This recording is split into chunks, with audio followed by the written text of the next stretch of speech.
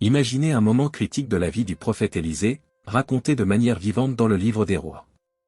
Cet événement se produit lorsqu'Élisée, revenant de Jéricho à Bethléem, rencontre un groupe de jeunes hommes de la ville, comme décrit dans 2 Rois chapitre 2, versets 23 et 24. Ces jeunes hommes non seulement croisent son chemin, mais ils le font avec mépris. Se moquant de lui avec des insultes répétées, « Lève-toi, chauve ! Lève-toi, chauve !» La suite est extraordinaire. Le prophète, en se tournant vers les jeunes gens et en les confrontant, appelle sur eux une malédiction au nom du Seigneur. De manière surprenante et effrayante, 2 ours sortent de la forêt et attaquent 42 de ces jeunes hommes. Cette scène résonne puissamment à travers les siècles. Pourquoi un homme de Dieu déclencherait-il un tel sort par de simples insultes? À première vue, cette histoire peut nous choquer, voire nous laisser perplexes. Pourquoi une réaction si sévère à une simple moquerie? C'est là que l'analyse du contexte historique et culturel entourant ce récit devient cruciale. À l'époque d'Élisée, non seulement les paroles avaient du poids, mais le respect des prophètes était considéré comme sacré. Se moquer de l'un d'eux pourrait être interprété comme un affront direct à l'autorité divine qu'ils représentaient.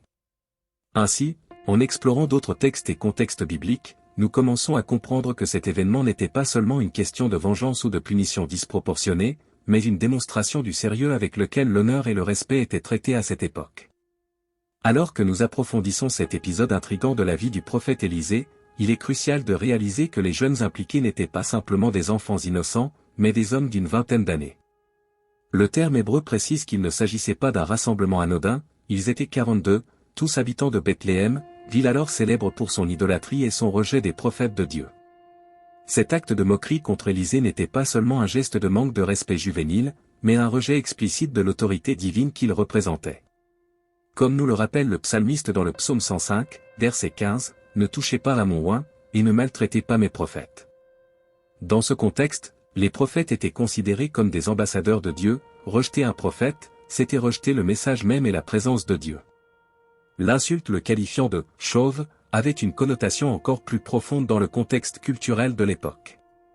Une audace prématurée était souvent considérée comme un signe de désapprobation divine, intensifiant le manque de respect à l'égard du statut d'Élisée en tant que prophète. Cet acte de manque de respect public et de remise en question de l'autorité spirituelle a révélé un profond mépris non seulement pour Élisée, mais aussi pour la divinité qu'il représentait. Ce récit met en lumière une leçon cruciale, la patience de Dieu face au rejet de sa parole et au mépris de ses serviteurs à ses limites. L'apôtre Paul fait écho à ce thème dans Galates chapitre 6, verset 7, en avertissant, « Ne vous y trompez pas, on ne se moque pas de Dieu, car tout ce qu'un homme sème, il le récoltera aussi. » Au centre de cet épisode intrigant avec Élisée, on trouve une réflexion sur la justice divine et la patience de Dieu, qui, bien que lente dans sa colère, est inexorable dans son accomplissement. La question de l'âge des jeunes qui se sont moqués d'Élisée est fondamentale pour comprendre le contexte plus large de cette histoire. Le terme hébreu utilisé dans 2 Rois, Narim Katan, traduit par « garçon » ou « jeunes hommes », a suscité des débats et des interprétations variées au fil des siècles. L'ambiguïté de cette terminologie nous laisse plusieurs possibilités. Certains chercheurs suggèrent qu'il s'agissait d'enfants vers l'âge de 10 ans, tandis que d'autres soutiennent qu'il s'agissait d'adolescents ou de jeunes adultes. Cette incertitude sur l'âge spécifique n'est pas clarifiée dans l'Ancien Testament. Cependant, certains textes et indices historiques indiquent que ces jeunes pourraient être plus âgés que de simples enfants. Par exemple, leur capacité à parcourir seuls des distances considérables, environ 15 km de Jéricho à Bethléem, suggère une maturité et une indépendance au-delà de l'enfance. De plus, le nombre important de 42 jeunes attaqués par les ours indique qu'il s'agit d'un groupe important et probablement organisé, et non seulement d'un petit groupe d'enfants.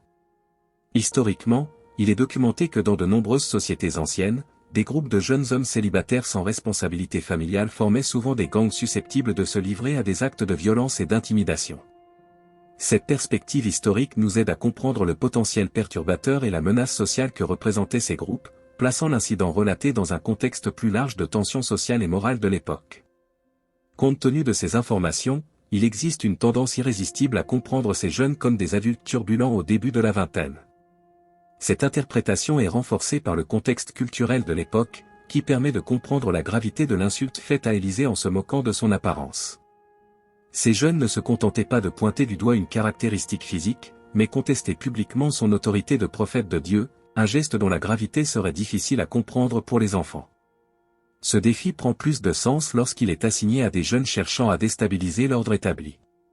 Cependant, le texte entretient une ambiguïté qui peut être intentionnelle, nous laissant sans certitude absolue sur l'âge exact de ces provocateurs.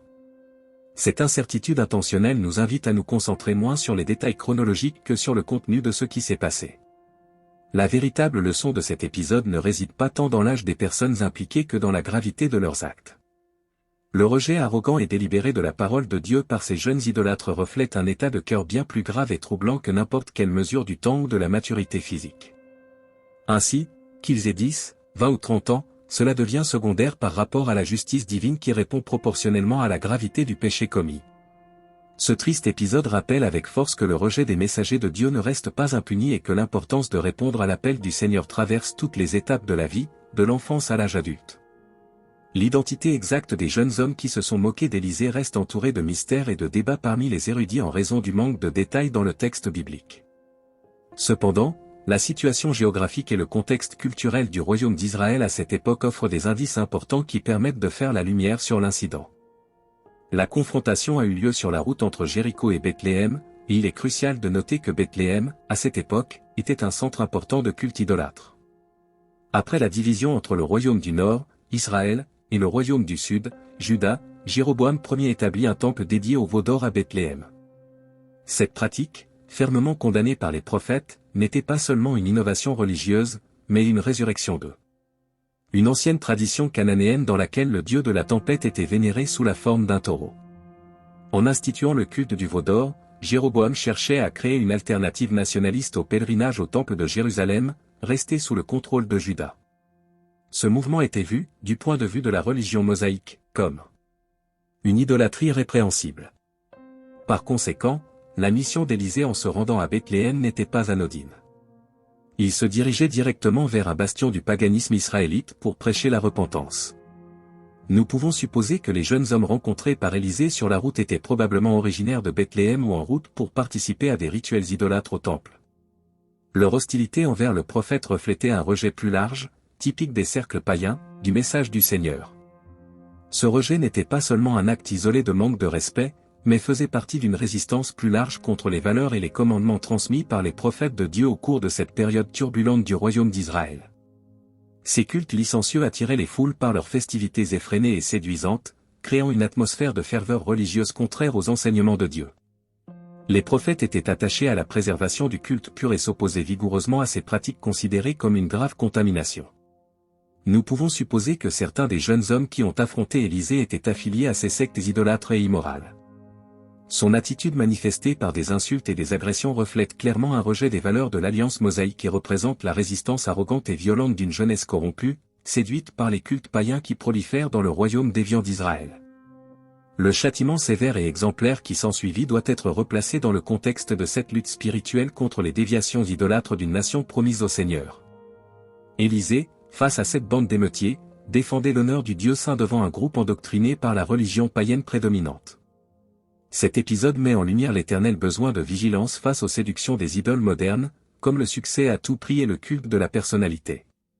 Le récit se termine en nous rappelant la promesse mentionnée dans les Béatitudes, « Bienheureux ceux qui sont persécutés pour la justice, car le royaume des cieux est à eux », comme le rapporte Matthieu chapitre 5, verset 10. L'incident impliquant les moqueries d'Élisée jeunesse, enchantée par les cultes païens, constitue un avertissement fort contre les séductions des faux dieux d'aujourd'hui. Dans un monde orné du vernis du progrès et de la modernité, nous trouvons des illusions spirituelles aussi dangereuses que l'idolâtrie de l'ancien Israël.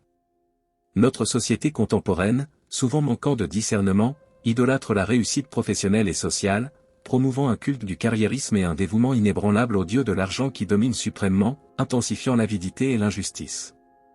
Le culte du corps, à travers les préceptes de l'apparence physique et du succès hédoniste, reflète le culte ancien des idoles physiques. Les pop stars modernes, comme les idoles de pierre du passé, inspirent une dévotion irrationnelle parmi leurs adeptes. Les réseaux sociaux favorisent une forme subtile de culte de l'ego, où chaque individu est élevé au rang de sorte de divinité sur ses autels numériques. Ces nouvelles idoles créent une forme d'esclavage spirituel aussi réelle que celle des anciens faux dieux, nous détournant du vrai Dieu et des valeurs éternelles de son royaume. Face à ces séductions contemporaines, nous devons crier à l'aide de l'Esprit pour rester fidèles en tant que témoins du Christ, tout comme Élisée, qui n'a pas hésité à affronter le courant de son temps en dénonçant les promesses vides et trompeuses du monde païen. Nous ne devrions pas craindre la désapprobation ou la moquerie lorsque nous faisons de même. Nous devons rester fermes et inébranlables, en nous rappelant les paroles de l'apôtre Paul dans Romains chapitre 12, verset 2, « Ne vous conformez pas à ce monde, mais laissez-vous transformer par le renouvellement de votre intelligence, afin que vous puissiez discerner quelle est la volonté de Dieu, bon, agréable et parfait. » Il est crucial de reconnaître l'interconnexion avec un autre moment significatif du récit biblique, l'ascension d'Élie au ciel, décrite dans le chapitre précédent des Rois.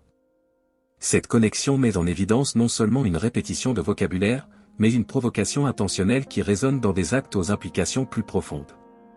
Le cri d'Élisée en assistant à l'ascension de son maître, « Mon Père, les chars et les cavaliers d'Israël », est une expression de perte et de reconnaissance du rôle d'Élie en tant que défenseur et protecteur d'Israël à travers sa parole prophétique.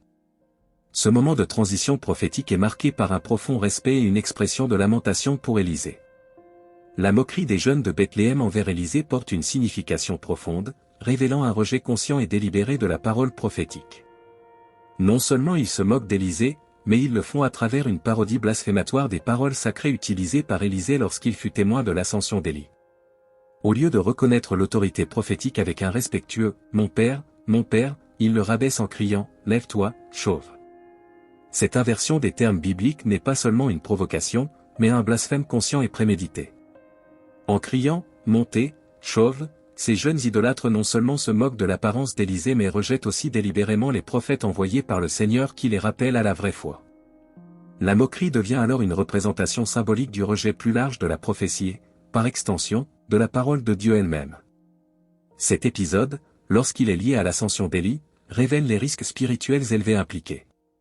Il ne s'agit pas seulement d'une plaisanterie cruelle, mais d'une confrontation entre la vraie parole de Dieu et l'idolâtrie arrogante de ces jeunes.